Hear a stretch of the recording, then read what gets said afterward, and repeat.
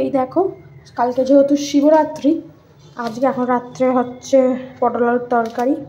আর কালকে যেহেতু শিবরাত্রি তো সেই জন্য এক পেটে একদম এতক্ষণ ধরে রুটি শেখার পর সমস্ত আলুটাকে ছাড়িয়ে নিয়েছি। একটা করে ভালো করে ধোয়াও হয়ে গেছে আমার। আর একবার ভালো করে ধুয়ে এবার আমি চাপা দিয়ে রেখে দেবো, পেতে চাপা দিয়ে রেখে দেবো, সকালবেলা যাতে কাটতে না দেরি হয়। তো এখান থেকে সরিয়ে রাখবো, আপাতত এখান থেকে তুলে রাখবো। তো এখানে তুলে রেখেছি, জলটা একটু ঝরে যাক, এখান দিয়ে জলটা ঝরে এখান থেকে বেসিনে পড়ে যাবে আর কি। আর তারপর ওটা সরিয়ে রাখবো। কালকে শিবরাত্রি উপলক্ষে আলুর দম হবে, আরও অনেক কিছু হবে। তো আজকে তোমাদের সাথে একটু শেয়ার করলাম, তারপর তো কালকে শেয়ার করবোই। তো এই কাটাকুটি হয়েছে, ওখানটা গুছিয়েছি। আর এক পেতে আলুর খোলা বেরিয়েছে আমাদের 5-6 আজকে নিয়ে 3 দিন না 4 দিন হয়ে গেল। কাজের দিদি আসছে না, শরীর খারাপ, তো ওই জন্যই ভিডিও আর কি করতে পারিনি। সকাল থেকে কদিনই ভিডিও করা হয়নি আর কি, কাজের দিদি আসছে না, চাপে আছে একটু, তার জন্য আর ভিডিও করা হচ্ছে না। তো কালকে যেহেতু মহাশিবরাত্রি তো ভিডিও তো অবশ্যই করব। তো তার আগের প্রস্তুতিটা তোমাদের সাথে শেয়ার করলাম। আর ওদিকে ঘরেও বড় মামি ছোটো মামি সব ঠাকুর পরিষ্কার করছে, তোমাদের দেখাই দাও। এই দেখো বড় মামি ছোটো মামি তো ঠাকুর পরিষ্কার করে নতুন করে পেতেছে, যেহেতু ওরা শিবের মাথা এখানে ঘরে দেয় আর কি। তো নতুন খেয়ের কাপড় নিয়ে এসে একটা চরণ আবার হারিয়ে গেছে, তো এখান থেকে সমস্ত কিছু পরিষ্কার করে মোছামুছি হয়ে গেছে। কালকে এখানে শিবের মাথায় জল ঢেলা হবে আর ফুল দেবে, সমস্ত কিছু ফুল বেলপাতা মালাও আনা হয়ে গেছে। তোমার সাথে আর কি ভিডিও করা হয়নি। এদিকে দেখো এই যে নিচে ডাব, তারপর নিচে ফল টল সবই কিছু আনা হয়ে গেছে, এইখানে আছে। এই দেখো আমার ছোটো মামি শাশুড়িরও পরিষ্কার করা হয়ে গেছে।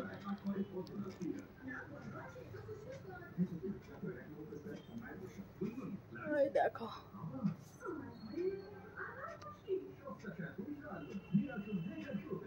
চলো কালকে তোমাদের সাথে দেখা হবে। সকাল সকাল উঠে সমস্ত কাজ মিটিয়ে পুজো দিতে যাব। হ্যালো বন্ধুরা, তো সকাল সকাল তো ঘুম থেকে উঠে পড়েছি, যেহেতু আজকে হচ্ছে শিবরাত্রি। আর শিবরাত্রি মানে সকাল সকাল শিবের মাথায় জল ঢালা, একদম না খেয়ে নির্জলা উপবাস করতে আরম্ভ করে দিয়েছি। আর তো তার থেকেও বড় কথা, তো সকাল সকাল ঘুম থেকে উঠে বাসি বিছানা গোছানো, ঘরদোর ঝাঁট দেওয়া, মোছা, তার সাথে তো আরও অনেক কাজ থাকে টুকিটাকি। তো খাবার দাবারও রেডি করতে হবে, যেহেতু সকাল সকাল এবছর চতুর্দশী আর কি পড়ে গেছে। তো সেই জন্যে, কারণ সারাদিন শুকিয়ে নির্জল উপবাস করে আর কি পুজো দিয়ে এসে আর এনার্জিটা লাগবে না করার মতো, তাই আগে থেকেই সমস্তটা গুছিয়ে রেখে যাব। তো সেই কারণেই বড় মামি শাশুড়ি বলে দিয়েছিল যে একটু সকাল সকাল উঠে তাহলে সমস্ত কাজটা মিটিয়ে নিবি, তাহলে তাড়াতাড়ি হবে। আর সকাল সকাল উঠলে সমস্ত কাজটা সকাল সকালে হয়ে যায়, যেহেতু সকালে এখন সেরকম কাজ থাকে না, তো সেই কারণে আর কি সকাল সকাল ওঠাটা হয়ে ওঠে না। ওই 8টা 8:30টার সময় ঘুম থেকে উঠি। আগে কিন্তু 7:30 7টা বা 7:30 এরকম সময় ওঠা হতো। তো যথারীতি আজকে উঠে পড়েছি, তখন ঘড়িতে বাজে 7টা।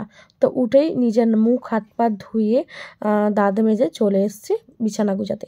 তো আগে বাসি বিছানাটা গোছাবো, বাসি ঘরদোর ঝাঁট দেবো, মুছবো, তারপরে হচ্ছে ফ্রেশ হব। ফ্রেশ হয়ে বাসি নাইটিটা চেঞ্জ করব, চেঞ্জ করে নিচে যাব। নিচে গিয়ে সমস্তটা আছে আর কি কাজ টাজ, মাখামুখি, আটা মাখবো, আটা বলতে ময়দা মাখবো, লুচি হবে, তার সাথে হবে আলুর দম। তো লুচি আলুর দম সবার জন্যই হবে, যেহেতু আমরা খাবো আর ছেলেগুলো কি চেয়ে থাকবে, তো সেই কারণে সবার জন্যই হবে। আর আমাদের বাড়িতে আবার 2 রকমের আছে, যেহেতু অনেক বাড়িতে বলবো না, আমার বাবার বাড়িতেই তো সবার জন্যই একবারে লুচি আলুর দম করে দেওয়া হয়, সবাই যেহেতু ভালোবাসে। বাট এই বাড়িতে মামা শ্বশুররা লুচিটা অতটাও পছন্দ করে না, খায় কিন্তু ভাতের সময় ভাতটা চায়। তো সেই কারণে ভাতেরও আয়োজন হবে, আবার সকালে লুচি আলুর দমও হবে। তো দুটো মিলিয়েই আজকে রান্নাবান্না। কতটুকু ভিডিও করতে পারবো আমি জানি না, বা কতটুকু ব্লগ তোমাদের সাথে শেয়ার করতে পারবো, চেষ্টা করব সমস্তটা করে ওঠার। কারণ সমস্ত কিছুর মাঝে অনেকটা সময় না ভিডিও করার কথা ভুলেই যায়, মাথা থেকে বেরিয়ে যায়। আর এদিকে দেখো সেই জামা কাপড়গুলো কালকে কেচেছিলাম, শুকনো আর কি ছিল, জল ঝরে গেছিলো বলে, তো ভাবলাম তো নিচে বারান্দাতেই মেলে দিই। অনেক সময় বালতিতে জড়ো করে রেখে দিই, বাট যেহেতু শুকনো হয়ে গেছিলো, তো এই অবস্থায় বালতিতে জড়ো করে রাখলে একটা ভাঁজ খেয়ে যায়, তো ভাঁজ খেয়ে গেলে একটা ভালো লাগে না। সবসময় তো সব জামা কাপড় ইস্ত্রি করা হয় না, তো ভাবলাম নিচে দড়িতেই দিয়ে দিই বারান্দাতে। এদিকে আর কি রাতও পাবে না, আবার এদিকে হালকা জল থাকলে, আর যেহেতু গরম পড়ে গেছে সেটা টেনে নেবে। তো যথারীতি জামা কাপড়গুলো শুকিয়েও গেছে, চলো ঘর বারান্দাটা ঝাঁট দিয়ে মুছে নিই, আর তারপর তোমাদের সামনে পরেই আসবো, কারণ এখন তোমাদের সামনে এসে কথা বলার মতো আমার এনার্জি থাকবে না, আর বেশি কথা বললে জল টান ধরবে। আর এবছর আবার তোমাদের দাদা ভাইও শিব চতুর্দশীতে নেই। আমাদের বিয়ের পর না প্রথম বছর যখন বিয়ে হয়, তো আমার 9 দিনের ভেতরেই শিব চতুর্দশী আর কি পড়েছিল। তো এত কি বলবো, সবাই খুব মজা করতো, দেখো ভালো শিব পেয়েছো, তোমার 9 দিনের ভেতরই তোমার শিব পুজোয়। তো যাই হোক, তো আর কোনো বছরই সেরকম পড়ে না বিবাহবার্ষিকীর পর পরে, এই 1 সপ্তাহ 2 সপ্তাহ পরে বাট কাছাকাছি আর পড়ে না।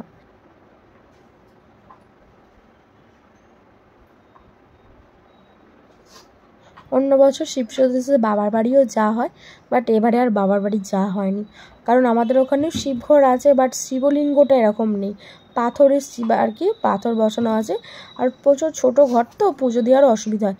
কিন্তু আমাদের ওখানে প্রচুর ফুল ফল, আকন্দ ফুল, বেলপাতা, এগুলো প্রচুর পরিমাণে, সব কিনতেই হয় না। আর এখানে যেমন একটা বেল 20 টাকা 30 টাকা দিয়ে আমাদের কিনে পুজো দিতে হয়, ওখানে সবই প্রাকৃতিক নিয়মে, যেমন গ্রামে থাকলে আজকে যা হয়, যেহেতু এখানে সবটাই কিনতে হয়, এবছর আর যাওয়া হয়নি। তো যাব একটু পরে বলতে ভুল হবে, আজকে আর যাব না, কালকে যাব। তো কী কারণে যাব না যাব তোমরা তো কালকের ব্লগ দেখলেই বুঝতে পারবে, তো এখন আর বলছি না। আর এইদিকে দেখো না, এত পরিমাণে চুল উঠছে, এবারে কি বলবো, জানি না কেন আমার সাথেই এরকম হচ্ছে, না সবার সাথেই হচ্ছে, প্রচুর চুল উঠছে। তো যাই যথারীতি পাপোশগুলোতে এত পরিমাণে চুল আটকায়, আর এই ঘর মুছতে গেলে এত ভালো করে ঝাঁট দেবো, তবু ঘর মোছার সময় এত চুল মাথাতে আটকাবে। তো বেশি কী বলবো, একটা বিরক্তকর ব্যাপার, বিরক্তও লাগে, কিন্তু কিছু করার নেই, নিজের মাথারই তো চুল, কি করব বলো, এত পরিমাণে চুল উঠছে। তো অনেক কিছু ট্রাই করছি, বাট চুল ওঠা বন্ধ করতে পারছি না। সবটা করবো না,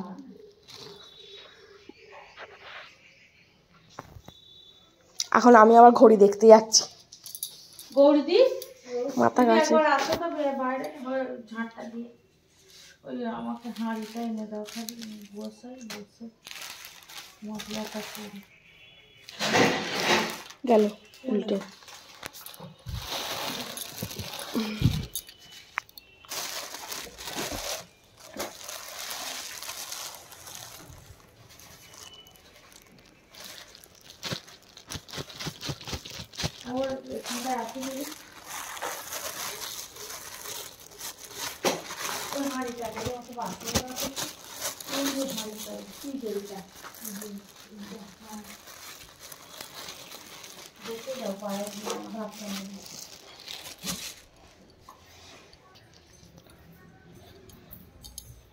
মাখামাখি স্টার্ট করবো, রান্নাঘরটা না মুছে পরিষ্কার হয়ে গেছে ঝকঝক, তখন মেখে নেবো, নুনটা দিয়ে নিই।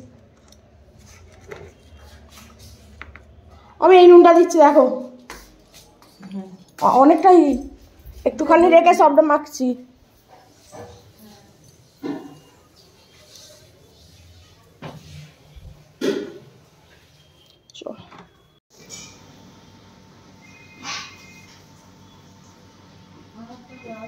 তলায় খালি ফোন পড়ে যায়,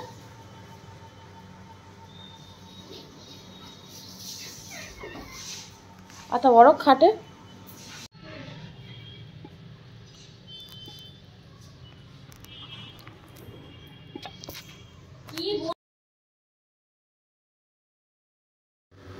তো এদিকে দেখো ঘিয়ের লুচি হয়েছে আমাদের, আর এদিকে হচ্ছে আলুর দম,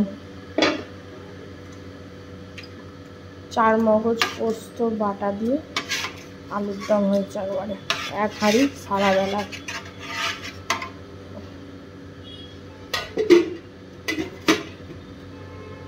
দেখেই বুঝতে পারছো।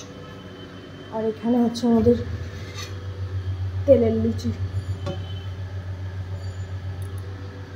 আর এটা হচ্ছে আমাদের ঘিয়ের লুচি। তাহলে এই লুচিগুলো করলে ঘিয়ের হয়ে যাবে। তো ওদিকে ছোটো মামি তো এতক্ষণ ধরে ভাজছিল, আর এতক্ষণ ধরে ভাজছিল, এবার ঠাকুরকে ঘরে ফুল দেবে, যেহেতু পড়ে গেছে শিবরাত্রি তাই জন্য বললাম তাহলে লাস্টের 2 থালা আমি ভেজে দিচ্ছি, তুমি ঘরে দিয়ে যাও, বেলা হয়ে যাচ্ছে। তো আমরা মন্দিরে যাব, মামি মন্দিরে যায়নি, মামি ঘরেই দেয়। মন্দিরে পুজো হবে 12টার সময়। এখন ঘড়িতে 11টার মতোই বাজে, 11টা বাজে না, 10:30টার মতো বাজে। তো দেরি আছে আমাদের মন্দিরে পুজো দিতে। ততক্ষণ ভাবলো লুচিগুলোই ভেজে নেওয়া যাক। একটু ঘি দিই, ভালো হবে না।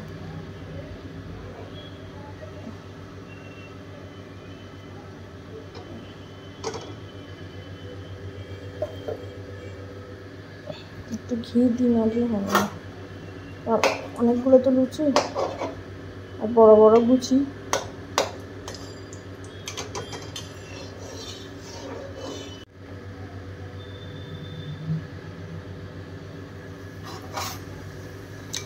বড় বড় লুচি একটু না বেশি করে ঘি তেল দিলে হবে না।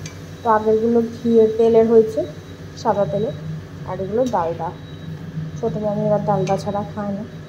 তো সেজন্য চলো আমি লুচিগুলো ভেজে নিই, পরে চান টান করে পরে সবাই দেখা হবে, একবারে পুজো দিতে যাবো।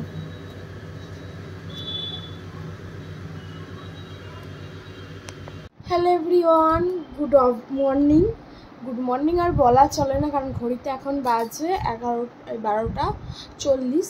তো গুড আফটারনুন বলা চলে। তো যাই হোক, তো নতুন একটা দিন, নতুন একটা ব্লগে স্বাগতম জানাচ্ছি। সকাল থেকে ভাবছি ক্যামেরার সামনে আসবো, ইন্ট্রোটা দেবো, বাট সে আর সময় আর হয়ে উঠছে না। তো এদিক সেদিক করে সময় পাচ্ছিলাম না। তো এখন চান টান করে রেডি হব। তো চান টান করে চলে এসেছি, চুলটা একটু শুকিয়ে নিচ্ছি আর কি। তো যেহেতু ঠাকুরমশাই বলেছেন 12টা নাগাদ পুজোয় বসবো, পুজো টুজো কমপ্লিট করে ওই 1টা-1:30টার সময় অঞ্জলি দিতে সবাইকে আসতে বলেছে আর কি। তো সেই কারণে আরও ন্যানা করে একটু রেডি হওয়া আর কি। তো নিচে ভাত তরকারি রান্না আবার হচ্ছে, যেহেতু ছোটো মামি শাশুড়ি যাবেন না, উনি ঘরেতেই আর কি লিঙ্গ আছে, শিবলিঙ্গ আছে, ওখানেই উনি দিয়ে দেয় আর কি, যায় না। তো ওদিকে রান্নার তোড়জোড় করছে। তো আমি তো লুচি আলুরদম করে, তোমরা তো দেখলেই, সমস্ত কিছু করে গুছিয়ে রেখে তখন ওই 11:30 পৌনে 12টার মতো বাজে এসেছি ওপরে। এসে এবার একটু তোমাদের দাদাভাইয়ের সাথে কথা বলে চান টান করে এই জাস্ট এলাম। কি কাপড় পরবো এখন খুঁজে পাচ্ছি না। এটা প্রতিটা মেয়ের ধর্ম আর কি, কোথাও যাওয়ার আগে কি পরবো, কি কাপড় পরবো সেটা আর খুঁজে পাওয়া যায় না। এত জামা কাপড় থাকে, তবুও মনে হয় যে এটা পরবো, ওটা পরবো, সেটা পরবো। আমারও সেই একই। তো ভেবেছিলাম অন্য একটা শাড়ি হ্যান্ডলুমের আর কি তোলা আছে নতুন, ওটা পরবো ভেবেছিলাম, বাট এখন আর ভালো লাগছে না ওটা পরতে, এনার্জি পাচ্ছি না। সকাল থেকে না খেয়ে জলও স্পর্শ করি, এখন নির্জল উপবাস করে আছি। তো আর এনার্জি নেই, সত্যিতে আরও ভালো লাগছে না। তো ভাবলাম এই নতুন ছাপাটা তোলা আছে, তো এটাই পরি। তো প্রত্যেক বছর শিব চতুর্দশী পুজোতে, এটা বিয়ের পর বললে নয়, আইবুড়ো কাল থেকেই আমি যত বছর আজকে পুজো করছি তত বছরই, তাও কম করে 15 বছর তো হবে পুজো করছি। হ্যাঁ 15 বছর হয়ে যাবে, 15 বছর হবে পুজো করছি। 15 বছরই প্রতি বছরই নতুন কাপড় বা নতুন জামা পরে পুজো দিই। তো বিয়ের আগেও কাপড়ই পরতাম বেশিরভাগটাই, তো এখনও সেটাই আমি করি। তো ভালো যে অনেক দামি কাপড় পরে পুজো দিতে হবে সেটা কোনো কথা নয়। আমি প্রতি বছর ছাপাই পরি, নতুন সুতির ছাপা পরেই পুজো দিতে যাই। সেটা নতুন হলেই হলো, যে হাই স্ট্যান্ডার্ড শাড়ি পরে পুজো দিতে হবে সেটা ভাবি না, যে নতুন একটা শাড়ি পরেই পুজো দিতে। এটা একটা মনের ইচ্ছা, প্রতি বছরই আমি চেষ্টা করি। তো এবছরও তাই একটা অন্য ভেবে রেখেছিলাম হ্যান্ডলুম পরবো, বাট আমার আর এই গরমে পরতে ইচ্ছা করছে না। ঘরেতে পাখা চালিয়ে বসে আছি, বাইরে প্রচণ্ড রোদের তাপ, খাখা করছে একদম। দেখো বাইরে প্রচণ্ড রোদের তাপ, একদম খাখা করছে। আর এই রোদেতে ওই কাপড় পরে চুল এলো করে সেজে গুজে যাওয়ার মতো একটু এনার্জি নেই। চুলটা খোপা করব, জাস্ট পরবো, বেরিয়ে যাব সমস্ত কিছু নিয়ে। তো সেই কারণেই ভাবছি এই ছাপাটাই পরবো, এইটা নতুন তোলা আছে, এই ছাপাটাই পরে রেডি হয়ে যাই, তারপর তোমাদের সামনে আসছি পরে। দেখো আমি রেডি হয়ে গেছি, ফুল লুক একদম, কাপড় আর কি বলে, দেখো রেডি হয়ে গেছে একদম পুরোপুরি। রেডি হয়ে গিয়েছিলাম, বাজারে গেলাম, বাজারে গিয়ে ফল টল কিনে গিয়েছিলাম। তো ফল টল কিনে নিয়ে এলাম, আর এই থালাটা এবার মেজে ঘষে একদম ঠিকঠাক করে মাজাই ছিল, বাট তাও একটু ধুয়ে নিলাম আর কি। চলো নিচে সমস্ত কিছু কেনা আছে, নিচে গিয়ে সমস্তটা সাজিয়ে নিয়ে তোমাদের সাথে একটু দেখিয়ে পুজো দিতে চলে যাবো। কারণ এখন ঘড়িতে বাজে অলরেডি 1:45 বেজে গেছে। বড় মামির পুজো দেওয়া হয়ে গেছে, তো পুজো দিয়ে চলে এসছে, এবার আমি পুজো দিতে যাবো।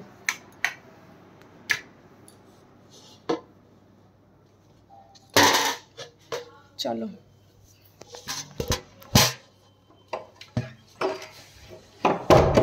আলতা টালতা পরলাম, তারপর ফল কিনতে এলাম, তো দেরি হয়ে গেছে ওই জন্য। তো এখন এবার পুজো দিতে যাবো। কেমন লাগছে আমাকে জানিও। তো এরকমই সেজেছি, এই দেখো। চলো এবার এসে আমার কৃষ্ণকালী মাকে প্রসাদ দেবো, ফুল দেবো।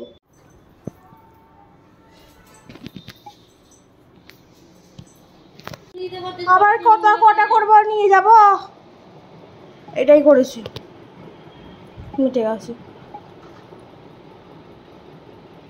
তো এই দেখো আমাদের, তোমার পুজো দেওয়া হয়ে গেছে, চাপা দিয়ে দিই।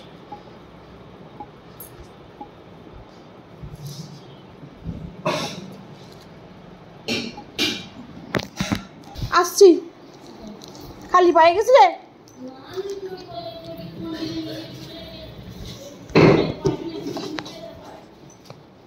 তো এই দেখো 5 রকমের ফল ফুল, তারপর সমস্ত কিছু সাজিয়ে নিয়ে পুজো দিতে চললাম।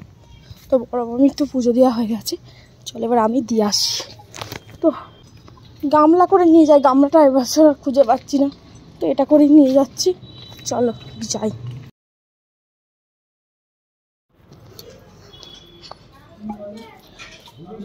এই বসছে নাকি?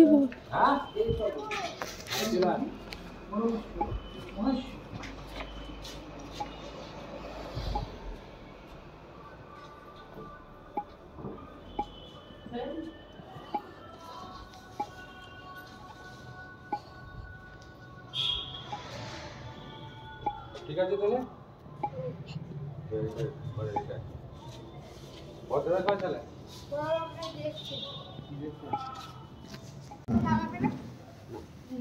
ওদিকে দিব বাড়িতে। হ্যাঁ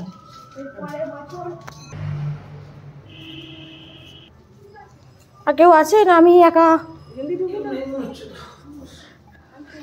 তো শিবের পুজো করা হয়ে গেল। তো এখানেও 2টো শিব আছে, আমাদের এখানে 3টে শিবের মন্দির, এইটা একটা ওটা একটা, আর একটা আমাদের বড় মামা শ্বশুর বানাচ্ছে আর কি, এখনো বানিয়ে উঠতে পারিনি। তো চলো, তো এখানে পুজো দেওয়া কমপ্লিট। এবার ফলগুলো ওখানে আর কি ঠাকুর বাড়িতে যারা আছে তাদেরকে দিয়ে আছড়ে তারপর প্রসাদ নিয়ে বাড়ি যাবো। চলো পুজো আমার কমপ্লিট। তো খুব ভালোভাবে পুজো হলো, সমস্তটা তো তোমাদের সামনে আর ভিডিও করা হয় না, ভিডিও করে দেখাতেও পারি না, যতটুকু পারলাম দেখালাম। চলো আমাদের দুপুরে রান্না বান্না, তো করলা ভাজা, বেগুন ভাজা, পটল ভাজা, আমি তার হাত দেবো ওই জন্য তুমি খুলেছো দেখতে দিই। পটল বেগুন তরকারি, ওটা কি হয়েছে? লাউ, ভাত, মুসুর ডাল, মাছ হয়নি, নিরামিষই। তো চলো এখানে আমার খাওয়া হবে বা। তো লুচি বেলে ভাজি, লুচি ভাজাভাজি কমপ্লিট। এবার খাওয়ার পালা, চলো খাবো।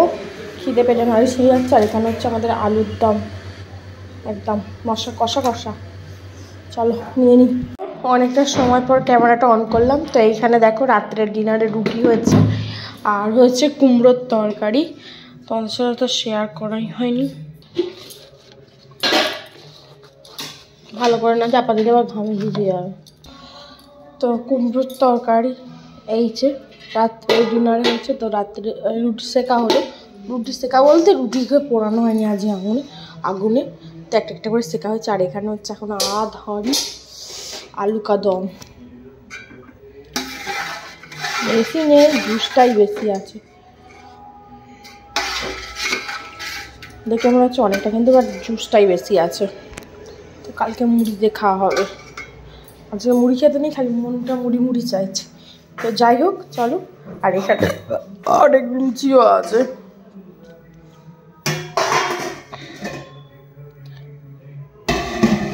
চলো আজকের ব্লগটা তাহলে আমি এখানেই শেষ করছি। সবাই ভালো থাকবেন, সুস্থ থাকবেন, সাবধানে থাকবেন।